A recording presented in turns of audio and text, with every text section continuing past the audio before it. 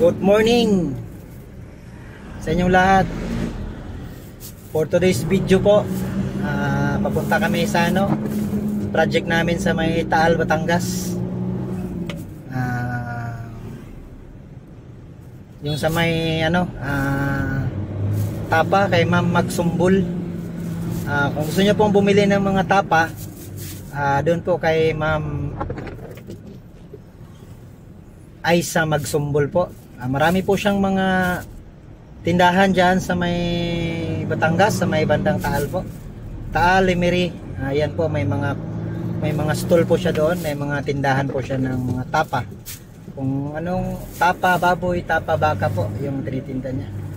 At shoutout pala doon sa may nagtitinda ng sombrero dito, yan oh. Ito guys, sombrero. Kay doon may papasok ng Ariscom. Mura lang po ito kung gusto niyo bumili. 170 pesos po. Hindi po siya mukha lang siyang pag-army, pero po siya, hindi po siya bawal suotin ng mga sibilyan. Hindi siya hindi siya navy.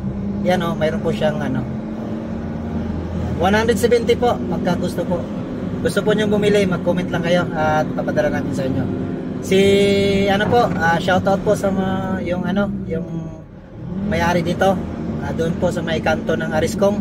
Hindi namin nakita yung pangalan ng nila store, pero nag-subscribe siya sa amin. Makikita niya pag nanonood siya. Tsaka duyan, ito po duyan bumili kami ng duyan, tag-iisa kami. Doon, suki talaga kami doon, lagi kami bumibili pag nasisira. Tanggalin mo, Brad. Yan. Mayroon din isang tali doon. Yan, may tali na sila. Tali silang binibinta. 25 per meter. Ito po. Tapos, duyan. Ito, duyan. Ito yung duyan, guys. Makapal. Ano to? 8 feet. 8 or 9. Parang ganun. Kasi malapad Malapad yung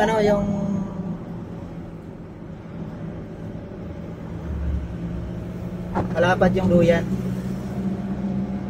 Yan. Ito guys makapal. Malapad yung duyan niya.